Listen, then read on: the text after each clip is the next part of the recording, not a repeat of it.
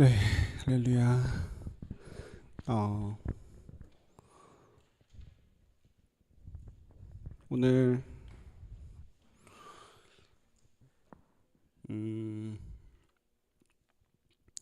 사람들이 세상에서 가장 많이 고민하고 많이 궁금해하는 게 뭘까요? 돈을 많이 버는 방법? 아니면 건강하게 사는 방법? 아니면 뭐 성공하는 거? 사랑받는 거? 인정받는 거? 여러 가지가 있을 것 같습니다. 여러 가지가 있겠죠. 근데 그런 여러 가지 것들이 가리키는 게 하나가 있어요. 뭐냐 하면 바로 행복하기 위해서라는 겁니다. 돈을 많이 벌고 싶은 이유가 뭐죠? 행복하려고. 그리고 건강을 유지하려고 하는 이유도 뭐죠? 행복하려고죠. 성공하려고 하는 이유도 행복하려고 하는 거고, 인정받고 싶은 거, 사랑받고 싶은 것도 행복하기 위해서입니다. 그래서 사람들은 평생 동안 행복을 찾아서 헤맵니다. 좋은 대학을 가면 행복할 줄 알고, 좋은 직장을 얻으면 행복할 줄 알고, 돈을 많이 벌면 행복할 줄 알고, 결혼하면 행복할 줄 압니다. 집을 사면 행복할 줄 알고요. 차를 바꾸면 행복할 줄 알고, 사람들에게 인정을 받고 높임을 받으면 행복할 줄 압니다. 그런데 참 이상하죠. 원하는 것들을 얻고 나서 다른 사람들이, 많은 사람들이 원하는 것을 얻고 나서도 허전하다라고 이야기해요. 성공했는데도 어때요? 외로워요.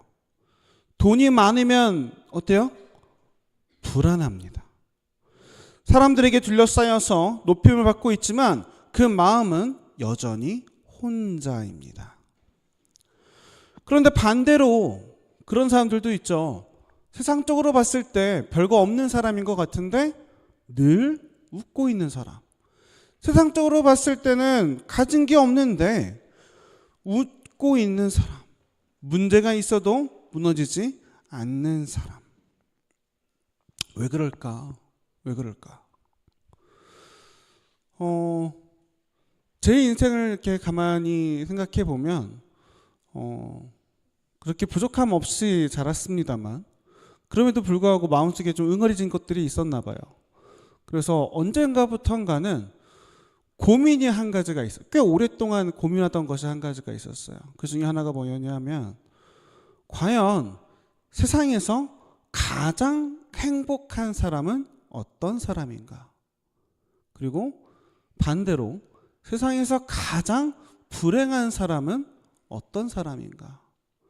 제 머릿속에서 수많은 생각들을 했어요. 돈이 많은 사람, 가난한 사람, 아니면 몸이 안 좋은 사람, 아니면 구구절절 눈물 없이 들을 수 없는 어떤 사연이 있는 사람. 근데 사연이 한두 개가 아니잖아요.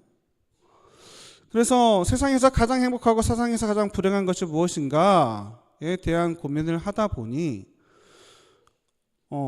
말씀 속에서, 믿음 속에서 우리가 알 수 있는, 찾아낼 수 있는 가장 행복한 사람과 가장 불행한 사람은 어떤 사람이었느냐?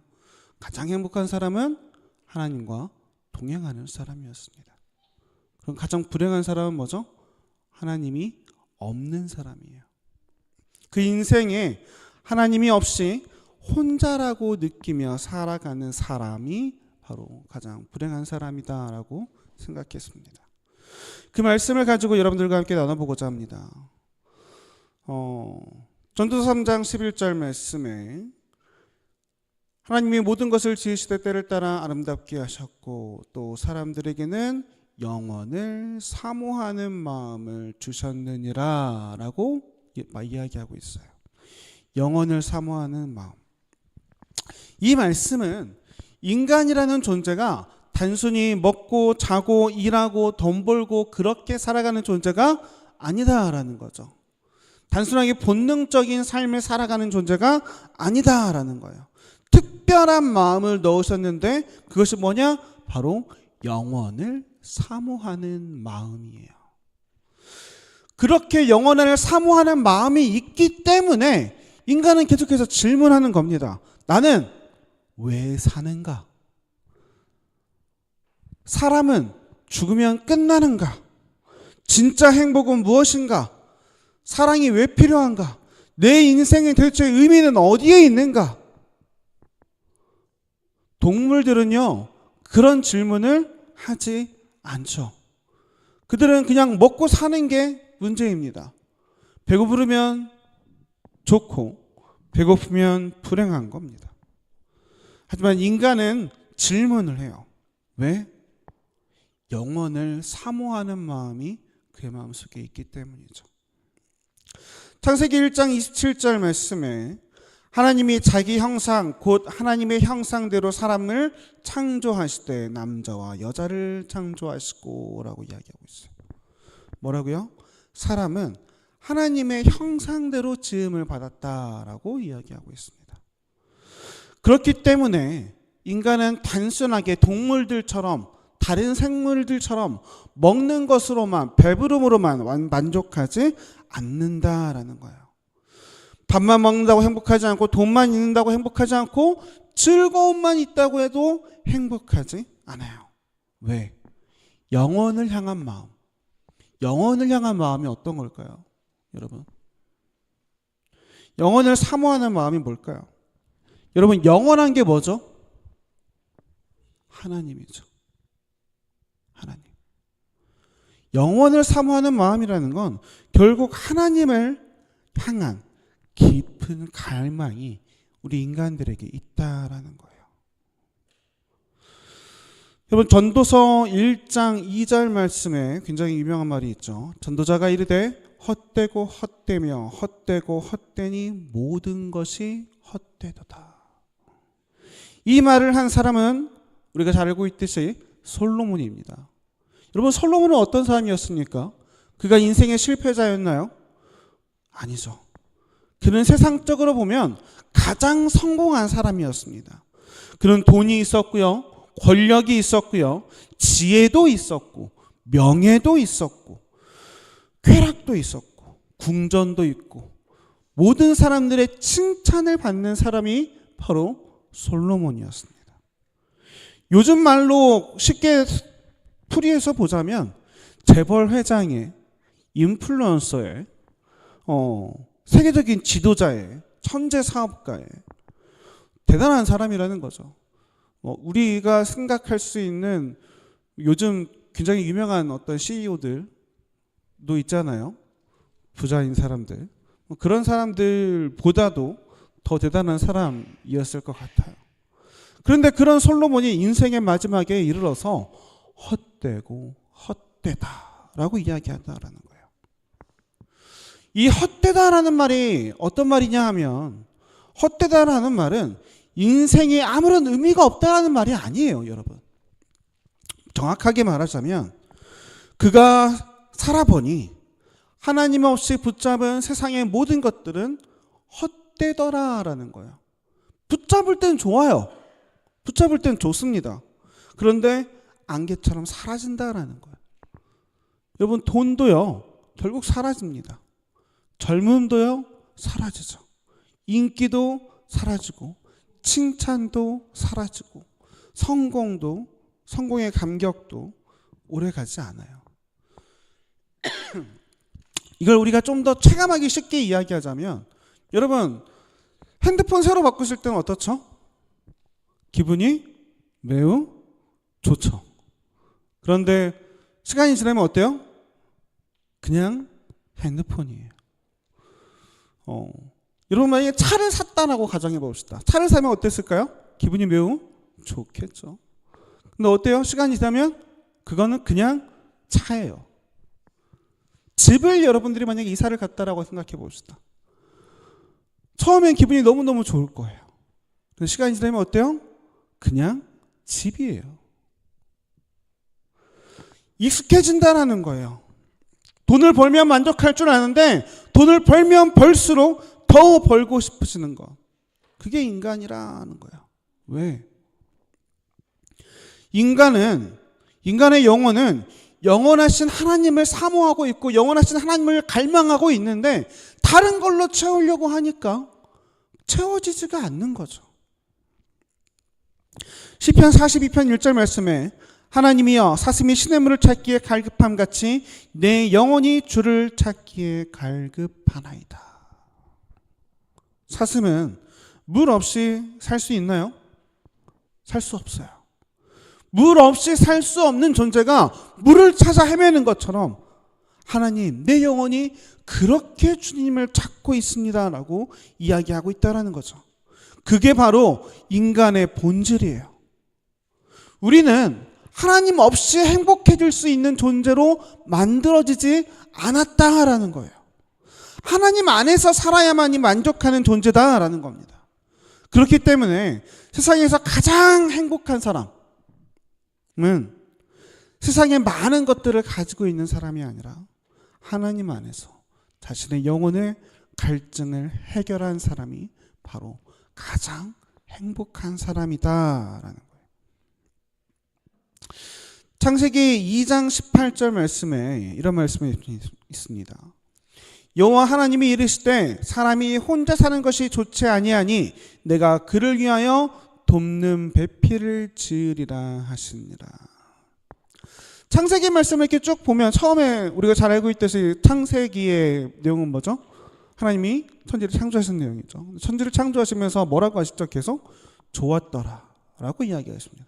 그런데 최초로 처음으로 좋지 않다라고 하신 게 있어요. 그게 뭐죠? 바로 사람이 혼자 사는 것이 좋지 않다라고 이야기한다는 거예요. 사람이 혼자 있는 것이 좋지 않았다라는 거예요. 왜? 하나님은 인간을 혼자 살도록 만들지 않으셨기 때문이에요. 사람은 관계 속에서 살아갑니다.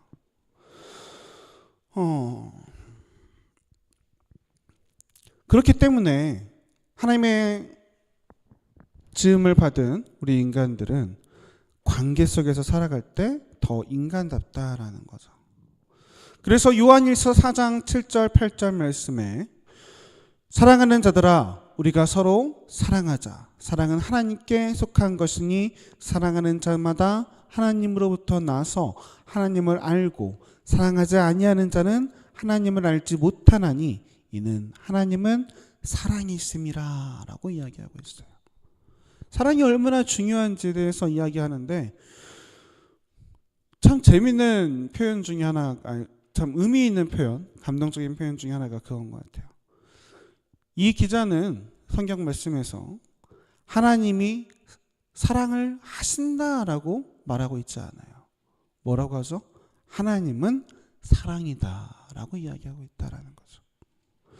하나님의 본질이 사랑이다라는 겁니다. 그래서 하나님께 우리가 가까이 가면 갈수록 우리는 사랑하게 된다라는 거예요. 아까 우리는 뭐라 그랬죠? 혼자 살 수 있는 존재가 아니라는 거예요.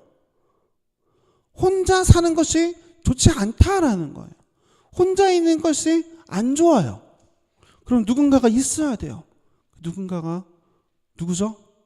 바로 하나님이다라는 겁니다. 고린도전서 13장 13절 말씀에 그런즉 믿음, 소망, 사랑 이 세 가지는 항상 있을 것인데 그 중에 제일은 사랑이라. 우리는 교회를 다니면서 많이 그렇게 이야기해요. 믿음이 가장 중요합니다 라고 이야기 많이 하죠. 그런데 성경 말씀에서 정면으로 이야기하고 있어요. 믿음 물론 중요하죠. 소망 중요합니다. 그런데 뭐가 제일 중요해요? 사랑이 제일이다라는 거예요.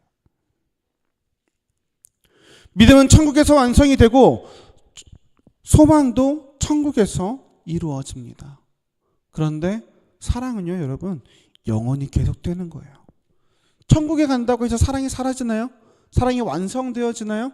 아니요. 거기서도 여전히 사랑한다라는 거예요. 천국에 가서도 여전히 우리는 하나님을 사랑하고 성도를 사랑하고 서로가 서로와 사랑을 나누게 될 것입니다. 요한복음 13장 34절 말씀에 새 계명을 너희에게 주노니 서로 사랑하라. 내가 너희를 사랑한 것 같이 너희도 서로 사랑하라. 예수님께서 제자들에게 주신 새 계명이 바로 서로 사랑하라 였다라는 거예요. 근데 그냥 사랑하라라고 이야기하지 않으셨어요. 뭐라고요? 내가 너희를 사랑한 것 같이. 예수님의 사랑, 조건 없는 사랑, 끝까지 품는 사랑, 배신한 제자까지 사랑하는 사랑, 죄인을 위해 지는 십자가의 사랑, 그 사랑을 우리가 하라고 예수님께서 말씀하신 거죠. 예전에 어떤 이야기를 듣다가 어떤 얘기에 이런 얘기를 한번 본 적이 있습니다. 어떤 한 사람이 한 할아버지한테 인생에서 가장 행복한 순간이 언제였는지 물어봤다라고 합니다. 그랬더니 이분이 대답하기를 이분이 할 대답으로 질문했던 사람이 기대했던 것은 돈을 많이 벌었던 순간, 결혼하던 순간, 큰 돈을 벌었던 순간, 집을 샀던 순간, 사람들에게 인정을 받았던 순간, 이런 어떤 일화 중에 하나가 나올 거라고 생각하고 물어봤는데 그분이 이렇게 대답했다고요. 할아버지였는데 손자가 제 손을 잡고 할아버지 사랑해요 라고 말했을 때가 가장 행복했다라고 이야기했다고 합니다. 여러분, 인생의 마지막에 남는 것은 사랑 하나밖에 없더라라는 거예요. 돈 중요하죠. 중요합니다. 건강도 당연히 중요해요. 성공도 필요할 수 있습니다. 하지만 사랑이 없으면 그 인생은 공허하다라는 거예요. 사람은 사랑받고 사랑하고 누군가에게 필요한 존재라고 느낄 때 행복을 느낀다라고 합니다. 그런데 또 한 연구에서는 그러죠. 사랑의 유통기한이 있대요. 그러면 사람은 몇 년만 행복하고 나면 또 다른 사람을 사랑해야 하나요? 하나님이 없는 사람은 결국 그 성공과 사랑은 사람을 목마르게 한다라는 거예요. 마가복음 8장 36절 말씀에 사람이 만일 온 천하를 얻고도 자기 목숨을 잃으면 무엇이 유익하리요? 라고 이야기하고 있어요. 예수님께서 하신 말씀이죠. 온 세상을 다 얻으면 행복할 것 같은데, 그런데 그 후에 그 영혼을 잃으면, 목숨을 잃으면 어떨 것 같으냐? 라고 물어보는 거죠. 세상은 결과를 바랍니다. 얼마를 벌었는지, 얼마나 성공했는지, 얼마나 유명한지, 얼마나 인정받았는지. 그런데 하나님께서는 그 가운데 영혼을 보신다라는 거예요. 물론 성공 자체는 죄가 아니에요. 돈 자체도 악한 것은 아닙니다. 명예가 무조건 나쁜 것도 아닙니다. 그런데 그것들이 하나님보다 커지면 문제가 돼요. 성공이 하나님보다 커지면 성공은 축복이 아니라 우상이 되는 거예요. 돈이 하나님보다 커지면 돈은 도구가 아니라 주인이 됩니다. 인정이 하나님보다 커지면 다른 사람들의 시선이 그 사람을 지배하게 됩니다. 예레미야 2장 13절 말씀에 내 백성이 두 가지 악을 행하였나니 곧 그들의 생수의 근원되는 나를 버린 것과 스스로 웅덩이를 판 것인데 그것은 그물을 가두지 못할 터진 웅덩이들이니라. 하나님은 여기에서 자기 자신을 향하여서 생수의 근원이다 라고 이야기하셨습니다. 그런데 인간은 그 생수의 근원이신 하나님을 버리고 뭘 했다고요? 터진 웅덩이를 만들었다라는 거예요.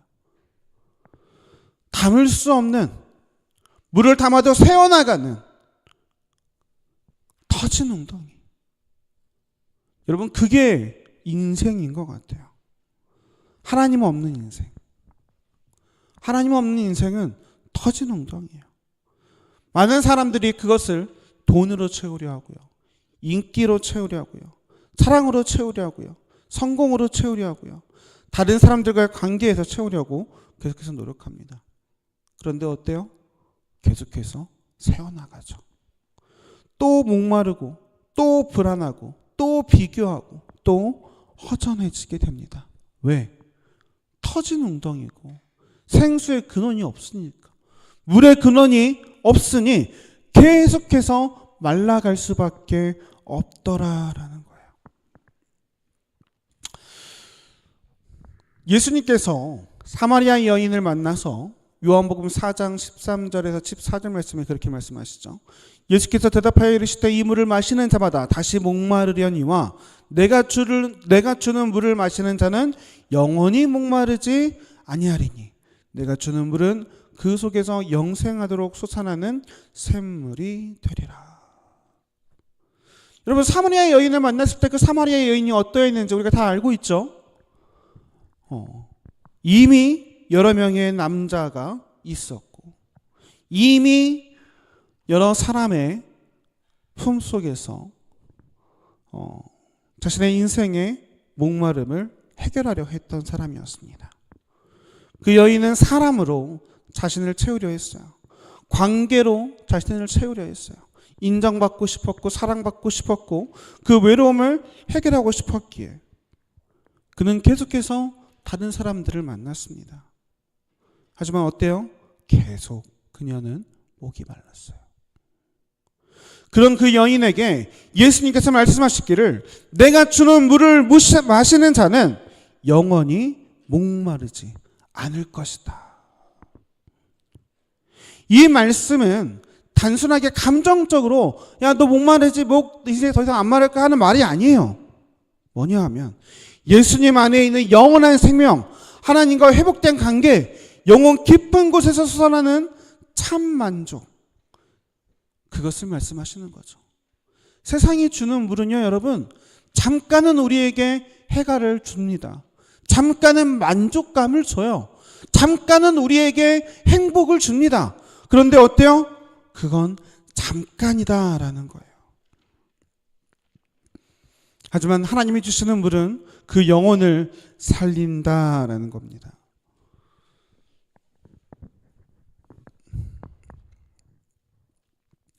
시편 107편 9절 말씀에 그가 사모하는 영혼에게 만족을 주시며 줄인 영혼에게 좋은 것으로 채워주심이로다. 하나님은요, 사모하는 영혼에게 좋은 것을 주신다라는 거예요. 배고픈 영혼들에게 좋은 것으로 채우신다라는 거예요. 하나님과 함께하는 영혼들에게는. 근데 하나님과 함께하지 않은 영혼들은 그렇지 못하더라라는 거예요. 이사야서 55장 2절 말씀에 너희가 어찌하여 양식 아닌 것을 위하여 은을 달아주며 배부르게 하지 못할 것을 위하여 수고하느냐. 내게 듣고 들을지어다. 그리하면 너희가 좋은 것을 먹을 것이며 너희 자신들이 기름진 것으로 즐거움을 얻으리라. 배부르게 하지 못할 것을 위해 수고하는 것. 이 말씀이 어떤 면에서는 우리에게 참 가슴 아프게 와닿아요. 왜? 우리는 계속해서 배부르게 하지 못할 것들을 위하여서 우리의 영혼을 채워주지 못하는 것들을 위해서 계속해서 노력하면서 살아왔거든요. 평생 동안. 성공하는 거, 남의 인정을 받는 거, 남과 비교하는 거, 남보다 더 뛰어난 것, 불안한 것, 허영, 세상의 기준, 그런 것들을 우리는 계속해서 채우기 위해 노력하며 살아왔습니다. 하지만 하나님은 말씀하세요. 내게 들어라. 그러면 네 영혼이 살 것이다.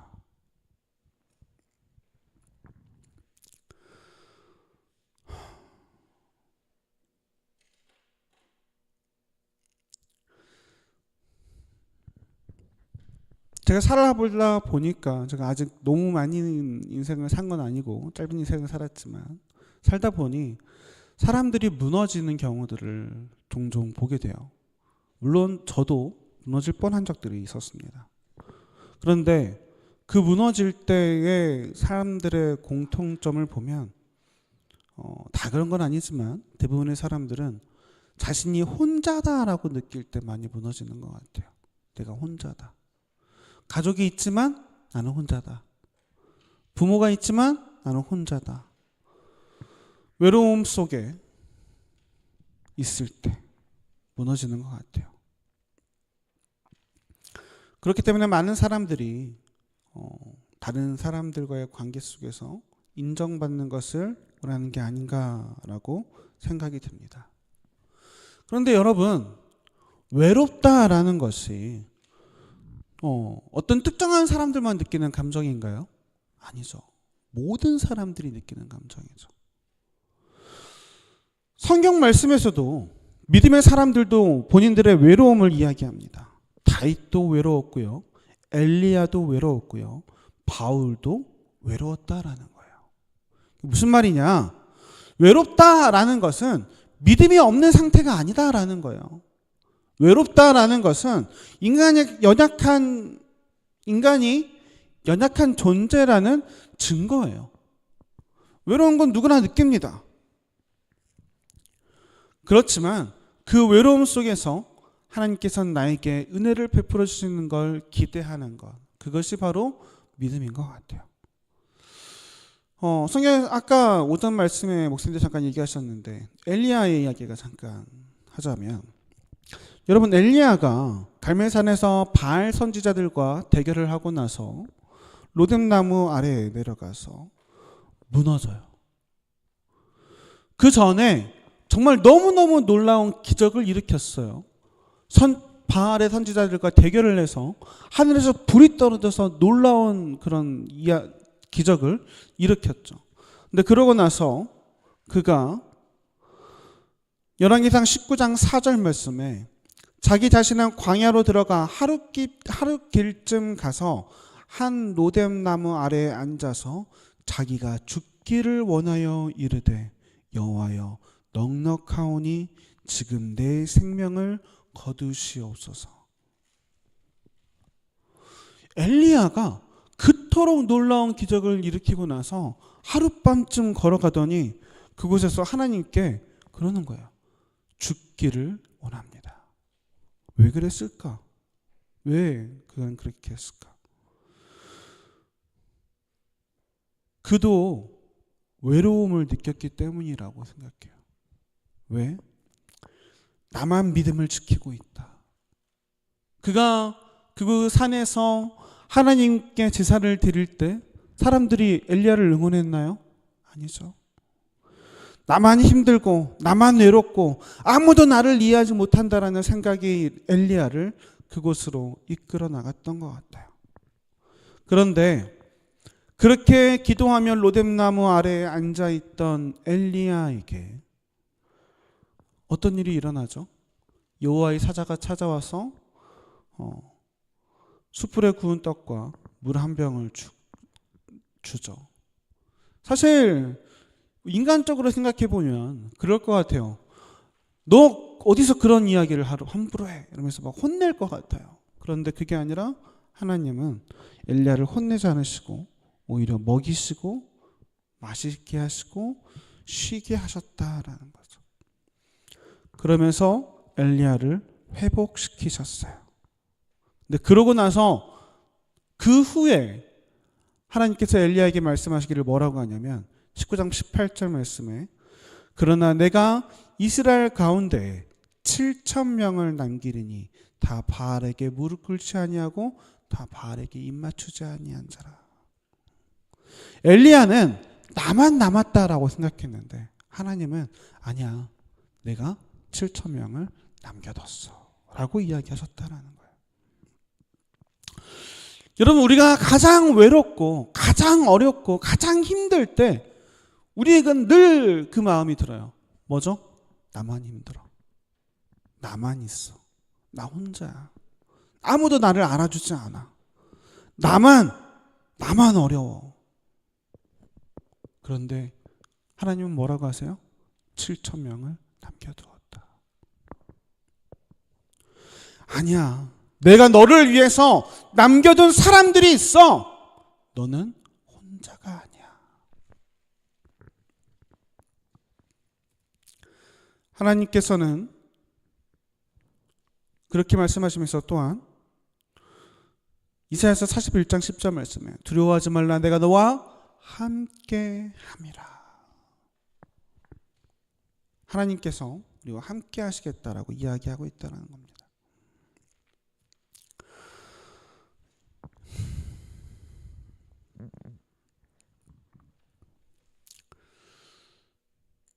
어,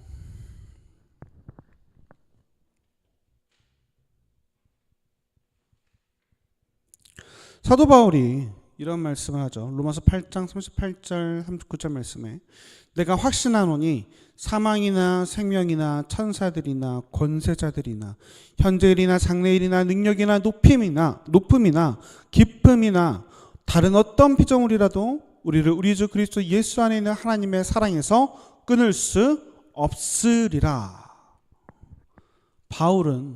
사도 바울은 확신했던 거예요. 사망도 끊을 수 없고 생명도 끊을 수 없고 현재일도 장래일도 과거도 그 무엇도 높음도 기쁨도 하나님과의 사랑에서는 끊을 수 없다. 여러분, 사람은요 떠날 수 있어요. 그렇잖아요? 아무리 나를 사랑하는 부모님이어도 나를 버리고 떠날 수 있어요. 아무리 나를 사랑하는 자녀여도요, 여러분 떠날 수 있죠. 당연하게도 서로 사랑하는 부부라도 헤어질 수 있어요. 그런데 하나님은 결코 떠나지 않으신다라는 거예요. 히브리서 13장 5절 말씀에 내가 결코 너희를 버리지 아니하고 너희를 떠나지 아니하리라. 사람이 우리를 버려도 하나님은 우리를 버리지 않으세요. 사람이 우리를 떠나도 하나님은 우리를 떠나지 않으세요. 사람이 몰라줘도 하나님은 우리를 알아주세요. 여러분, 이게 바로 복음이다라는 거예요.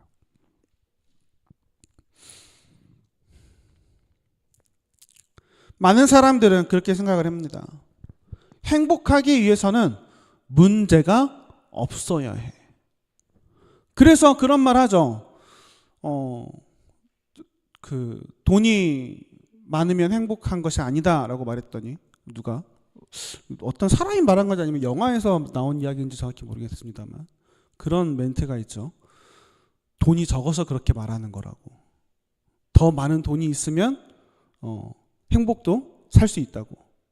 그렇게 말하는 그런 멘트를 본 적이 있는데 많은 사람들이 문제가 없으면 행복할 거다라고 이야기해요. 근데 여러분, 행복은요 문제가 없는 상태가 아니에요. 안타깝지만 안타깝다? 놀랍게도 문제가 없는 상태가 행복이 아니에요. 여러분, 행복은요 아까도 말했지만 하나님이 함께 하시는 상태가 행복이에요. 문제가 없는 상태가 아니에요. 성경의 인물들을 한번 봐보세요. 요셉은요 억울하게 팔려나갔어요. 감옥으로 갇혔어요. 다윗은 어땠어요? 쫓겨다녔어요. 엘리야는 어땠어요? 외롭게 하나님의 신앙을 지키면서 혼자 싸웠어요. 바울은 어땠나요? 감옥에 갇히고 옥고에 갇히고 고통을 당하고 결국 죽었죠. 예수님은 어떠셨어요? 십자가를 지셨어요. 그런데 그들이 무너졌나요? 성경 말씀에 나온 그들의 삶의 인생들이 무너지는 것으로 끝났던가요? 아니죠. 왜? 그들의 삶에 하나님이 함께 하셨기 때문입니다. 다윗의 고백 중에 가장 유명한 고백 중에 하나가 시편 23편 고백이죠. 여호와는 나의 목자시니 내게 부족함이 없으리로다.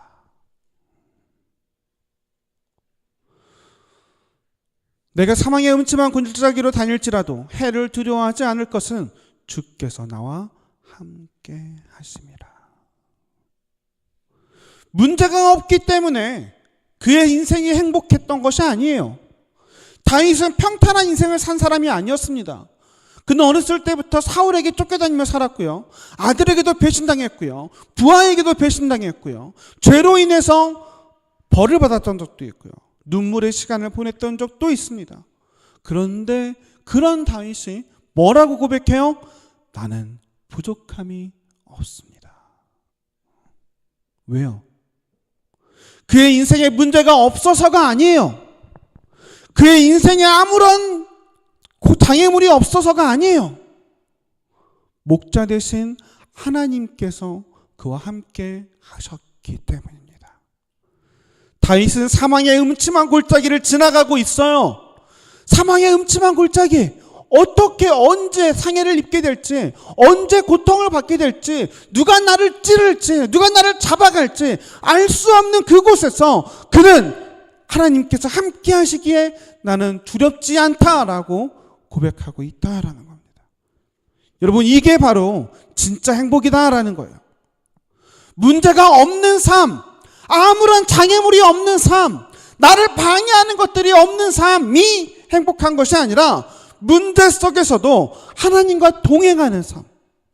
문제가 있지만 그 안에서 나를 지키시는, 나와 동행하시는, 나와 함께 하시는 하나님을 느끼는 삶이 바로 행복한 삶이다라는 거예요.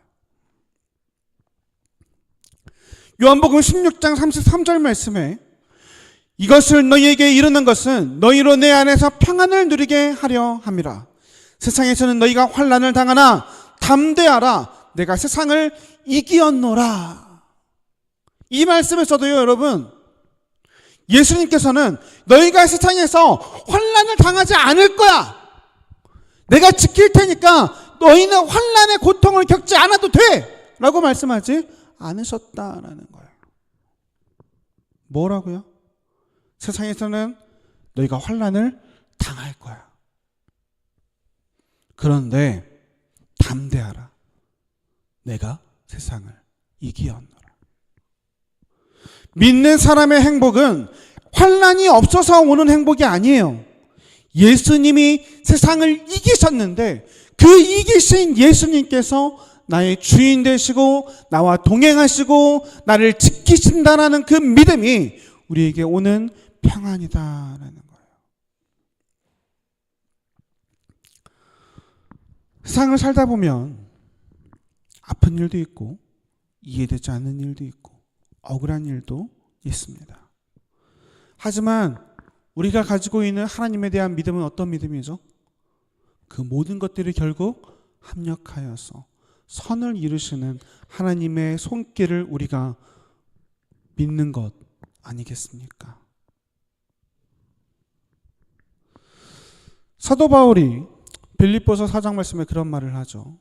내가 궁핍함으로 말하는 것이 아니니라 어떠한 형편에든지 나는 자족하기를 배웠노니 나는 비천에 처할 줄도 알고 풍부에 처할 줄도 알아. 모든 일 곧 배부름과 배고픔과 풍부와 궁핍에도 처할 줄 아는 일체의 비결을 배웠노라. 내게 능력 주시는 자 안에서 내가 모든 것을 할 수 있느니라. 그는 비천에 처할 줄도 알고 풍부에 처할 줄도 알고 배고픔도 알고 배부름도 알고 풍부도 알고 궁핍도 아는데 그러면서 내게 능력 주시는 자 안에서 내가 모든 것을 할 수 있다라고 이야기해요. 이 말은 뭐죠? 나는 뭐든지 성공할 수 있다라는 게 아니에요. 무슨 말이에요? 이 말씀의 핵심은 그리스도 안에서 나는 궁핍함도 견딜 수 있고 배부름도 견딜 수 있고 높음도 견딜 수 있고 낮음도 견딜 수 있다는 거예요. 어떠한 환경도 어떠한 상황도 그리스도 안에서는 나는 견딜 수 있다라는 거예요. 이것이 바울의 마음이고 이것이 바울의 행복이었습니다. 이것이 바울의 고백이었어요. 능력 주신 자 안에서 나는 무엇이든 할 수 있다. 나는 모든 것을 할 수 있다라는 것은 그 안에서 내가 하나님을 지킬 수 있다라고 고백하는 거예요.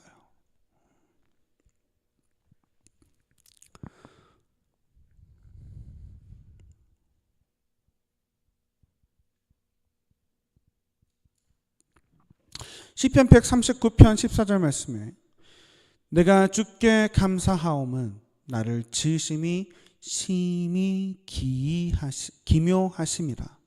주께서 하시는 일이 기이함을 내 영혼이 잘 아나이다. 다윗이 이 말씀을 통해서 하나님을 찬양하는데 자신을 지으신 하나님을 찬양하면서 나를 지으신 것이 참으로 기묘하다라고 이야기하고 있다고 합니다. 여러분, 우리의 가치는요 외모로 결정되지 않죠. 우리의 가치는요 능력으로도 결정되지 않아요. 여러분 이렇게 얘기해 볼까요? 그 어떤 한 그림이 있습니다. 똑같은 그림이라고 예를 들어봅시다. 똑같은 꽃 그림이 두 개가 있어요. 근데 하나는 누구로 해볼까요? 모네의 꽃이고, 하나는 윤승식의 꽃입니다. 누가 이 꽃을 고르는 사람은 없겠죠. 아무리 똑같이 그랬어도 둘 중에 하나 골라 그러면 당연히 다 모네의 꽃을 고를 것입니다. 왜요? 모네가 그린 거니까요. 같은 그림을 썼고 같은 그림을 그렸고 같은 캔버스를 썼고 같은 물감을 쓰고 같은 방법으로 똑같이 그렸다고 해도 모네가 그린 걸 다 누구나 다 원해요. 왜? 그린 사람이 모네잖아요. 여러분 이걸 우리한테 한번 생각을 해봅시다. 여러분 우리를 만드신 분이 누구예요? 하나님이에요. 내가 돈이 많은 건, 내가 외모가 예쁜 건, 내가 아름다운 건, 또는 내가 뭐 능력이 좋은 거, 사람들의 어떤 평가가 나에 대한 평가가 좋은 거, 이런 것들은 필요가 없어요. 뭐가 중요해요? 나를 누가 만드셨는가?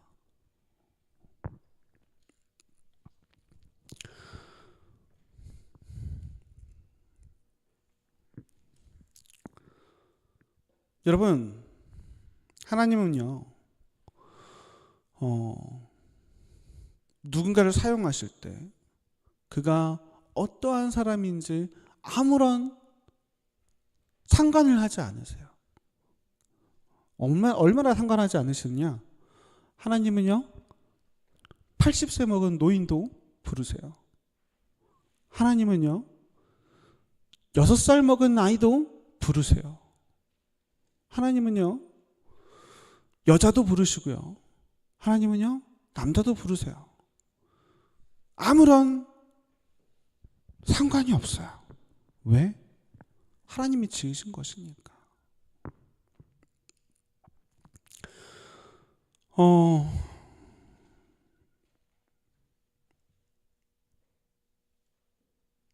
아까 처음부터 이야기했던 것인데,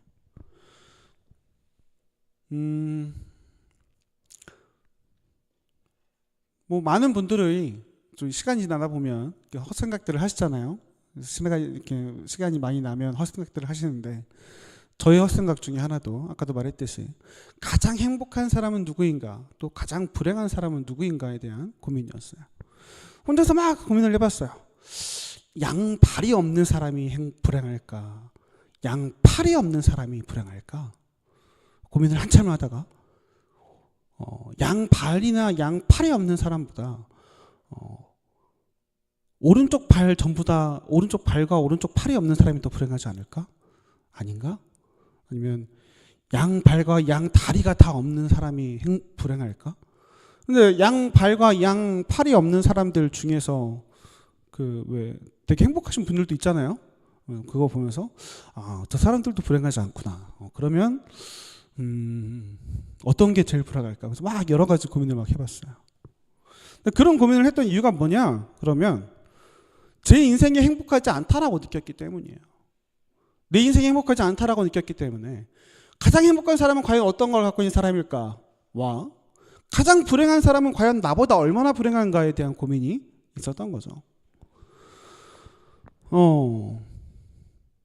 그런데 그런 가운데에서 하나님께서는 우리에게 찾아오셔서 우리를 만나주시고 우리를 인도하시며 우리를 행복으로 이끄시더라라는 거예요. 가장 행복한 사람과 가장 불행한 사람을 고민하던 저의 모습은 사라지고 가장 행복한 사람이 하나님과 함께하는 사람이구나. 가장 불행한 사람은 그 인생에 하나님이 없는 사람이구나 하고 깨달을 수 있었던 것은 하나님께서 우리의 삶에 찾아오시고 우리를 불러주셨기 때문입니다. 여러분의 삶에서 과연 지금 현재 어떤 자리에 서 계신지 저는 알지 못합니다. 어떤 분은 자신이 혼자라고 생각하실 수도 있고요. 또 어떤 분은 내가 가장 행복하다라고 느끼실 수도 있고요. 또 어떤 분은 내가 가장 불행하다라고 느끼실 수도 있습니다. 하지만 여러분, 하나님이 함께 하시면요, 여러분, 광야도 길이 되고요, 감옥도 예배의 자리가 되고요, 눈물로 기도할 수 있게 되는 것이 바로 하나님과 함께하는 자리입니다. 그런데 하나님이 함께하지 않으면 여러분, 아무리 돈이 많아도, 아무리 성공해도, 아무리 주변에 사람이 많아도요, 외롭고 공허하고 불안합니다.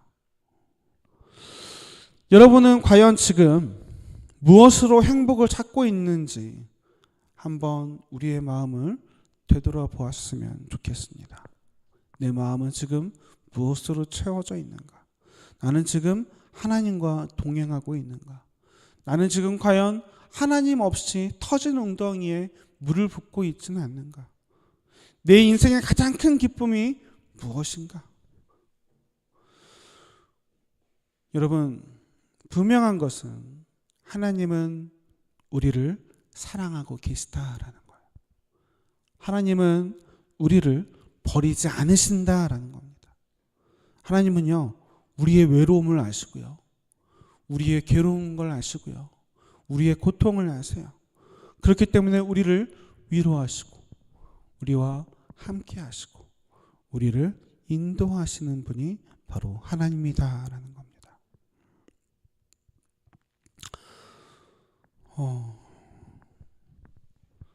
우리가 우리 지역의 성도님들이 모두가 다 한 사람도 빠짐없이 정말 세상에서 가장 행복한 분들이 되었으면 합니다. 누구나 다, 모두가 다 정말 세상에서 나보다 행복한 사람 없는 것 같아요 라고 고백하실 수 있으시면 좋겠어요. 그런 분들이 되실 수 있기를 바랍니다. 그래서 우리가 서로를 쳐다볼 때, 서로를 바라볼 때, 저 사람도 나처럼 행복하구나 라고 속으로 생각할 수 있는, 다른 사람들을 보면서 저 사람 요즘 힘든가? 고민하지 마시고, 저 사람 요즘 괴로운가? 걱정하지 마시고, 저 사람 꼴 보기 싫은데 욕하지 마시고, 저 사람도 나처럼 행복하구나 하고 우리 서로 기뻐하며 축복하며 서로 행복하게 살아가는 우리 지역의 성도님들 되시길 바랍니다. 기도하겠습니다. 사랑하는 하나님 아버지, 우리는 행복을 찾아서 세상의 많은 것들을 붙잡으며 살아왔습니다. 돈이면 될 줄 알았고, 성공이면 될 줄 알았고, 인정받으면 될 줄 알면서 그렇게 다른 것들을 찾으며 살아왔습니다. 하나님, 우리가 생수의 근원 되신 하나님께로 돌아갈 수 있도록 은혜를 허락하여 주시옵소서. 그리하여서 우리가 환경보다 하나님을 바라보게 하시고, 문제보다 주님과의 동행을 붙들게 하시고, 성공보다 주님과의 관계를 더 귀하게 여길 수 있도록 하나님 함께하여 주시옵소서. 여러분, 하나님, 우리의 행복은 하나님 안에 있습니다. 우리의 참 만족은 예수님 안에 있습니다. 주님, 저희와 함께해 주시고 저희를 사랑하여 주시고 저희에게 위로를 허락하여 주시옵소서. 언제나 저희와 함께 하시는 예수님의 이름으로 기도합니다.